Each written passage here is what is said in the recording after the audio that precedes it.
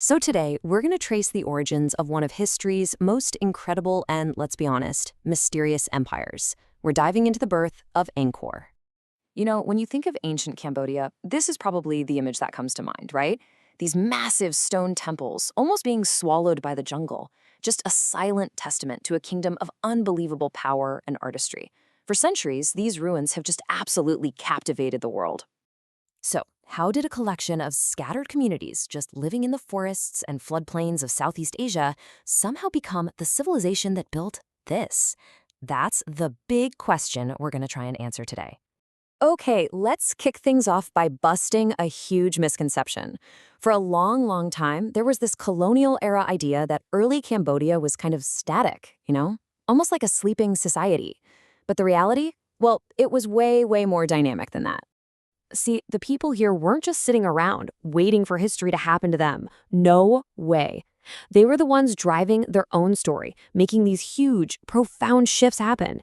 And the very first one, maybe the most important of all, was all about cultural exchange. So this whole process is often called Indianization. And what's really crucial to understand here is that this was all about choice.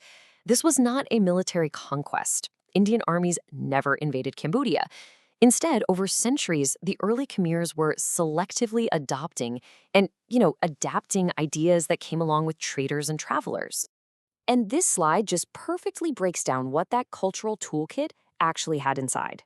We're talking about a whole new writing system, a pantheon of gods, and, get this, because this is key, a political concept of universal kingship. This was a game changer. Local leaders could now use this idea to legitimize and seriously expand their power. It was basically a new operating system for politics, religion, and art, all rolled into one. This whole blend of local and foreign is just perfectly captured in Cambodia's own origin story. In the myth, an Indian Brahmin marries a local dragon princess, and her father, the Dragon King, makes the land livable for everyone by drinking up all the floodwaters. It's a beautiful metaphor, isn't it? The marriage of outside knowledge and local power, creating a brand new world. So, what did these early societies start to look like once these new ideas really took hold? Let's take a look at how the very first proto-kingdoms started to take shape. So, Chinese records from the first few centuries CE talk about a kingdom they called Funan. Now, for a long time, historians kind of pictured this as one big unified empire. But the newer evidence suggests it was more like a patchwork quilt, a whole network of smaller, competing chiefdoms and port cities, all of them trying out these new tools of power and culture. And this brings us to a really critical point about how we know any of this stuff. Our sources give us two very different pictures. On one hand, you've got the Chinese court records, the outsider view, and they focus on trade and describe the people in these, pretty crude and dismissive terms. But then you have the stone inscriptions from Cambodia itself, the insider view, and they show a completely different world, a world of sophisticated Sanskrit poetry and really meticulous local administration. And this is what that raw material actually looks like. Every single one of those characters carved into that stone is a voice from the past, and it speaks to us in one of two languages. You have the sacred universal Sanskrit for the gods, and then you have the practical, local Khmer language used for managing land and people and temples. So, you've got this world of scattered chiefdoms setting the stage. And then, in the late 8th century, the protagonist of our story finally makes his entrance. His name was Jayavarman II. The inscriptions tell us he was a Khmer prince who came back from this mysterious place they called Java. And honestly, whether that means the island of Java or Sumatra or somewhere else entirely, well, it's still up for debate. But what really matters is that he showed up with a vision that was way bigger than any single chiefdom. I mean, just look at his journey here on this timeline. This wasn't some quick conquest. For more than 30 years, Jayavarman II was campaigning, negotiating, and marrying his way across the land. He was so methodical about it, stitching together alliances, moving from the southeast steadily northwest, building this coalition and just consolidating his power. He was getting ready for one final, huge move.